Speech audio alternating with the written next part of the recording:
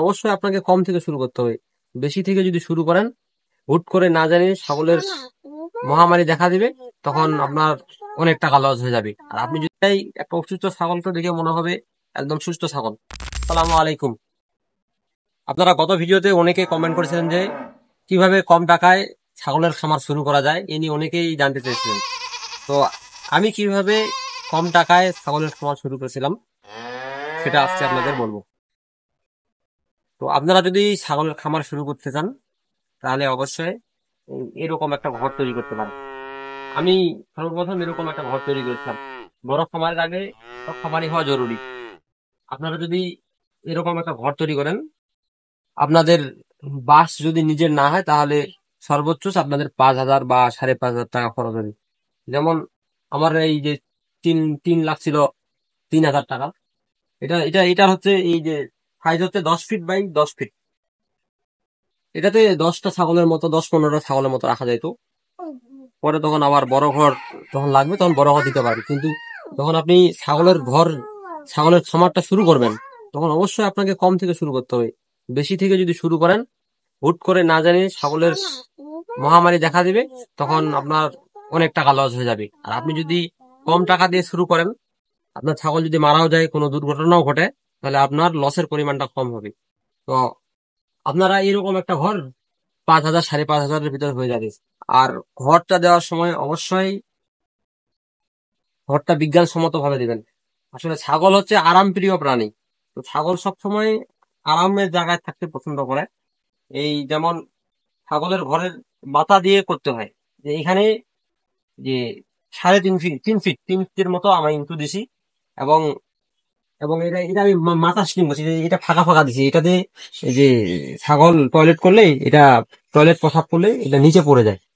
আর আর নিচে নিচে আর সব সময় হাওয়া বাতাস চলে, এই জন্য ছাগলের অসুখ বিসুখ কম হয়। আর একটা জিনিস মনে রাখবেন, ছাগলের অধিকাংশ অসুখ বিসুখ হয় ছাগলের মলমূত্র থেকে। কারণ ছাগল যে প্রসাব করে, এটাতে অ্যামোনিয়া গ্যাস গ্যাস বের হয়। এই অ্যামোনিয়া গ্যাস যদি ছাগলের নাক নাক পর্যন্ত যায়, তাহলে সেই ছাগলের সর্দি কাশি সারা বছর লেগে থাকবে।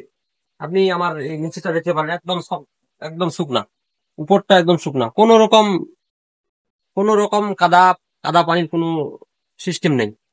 তো আপনারা এইভাবে করতে পারেন। আর হচ্ছে আমার এই ঘরের 3,03,000 টাকার, আর আমার বাস ছিল নিজের, আর মাথা লাগছে 1600 টাকার, আর চার লাগছে। আর এটা আমি নিজে বানিয়েছি, তো আমার মিস্ত্রি খরচ লাগে নাই। আরেকটা জিনিস, আপনারা যখন ছাগলের খামার শুরু করবেন, তখন সর্বোচ্চ 4টা ছাগল দিয়ে শুরু করবেন, এর বেশি না। আপনারা 3টা মাদি নিতে পারেন, একটা পাঠা নিতে পারেন। আর কোন জাতের দিয়ে শুরু করবেন এটা নিয়ে আমার একটা ভিডিও আছে, আপনারা দেখে নেবেন। এই যে আপনারা শুরু করবেন দেশি জাত দিয়ে, ব্ল্যাক বেঙ্গল। শুরুতেই আপনারা বড় জাত দিয়ে যাবেন না, বড় জাতের অসুখ বিসুখ খুব হয়।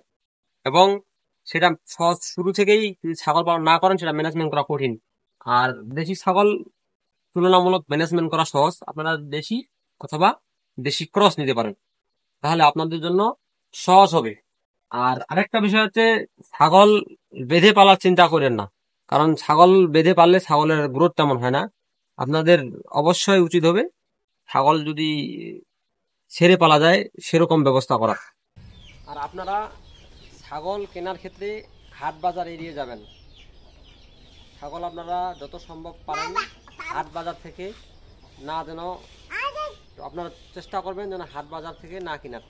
আপনারা কিনবেন হচ্ছে ছাগলের খামার থেকে, অথবা গ্রামে বাড়ি বাড়ি গিয়ে ছাগল কিনবেন।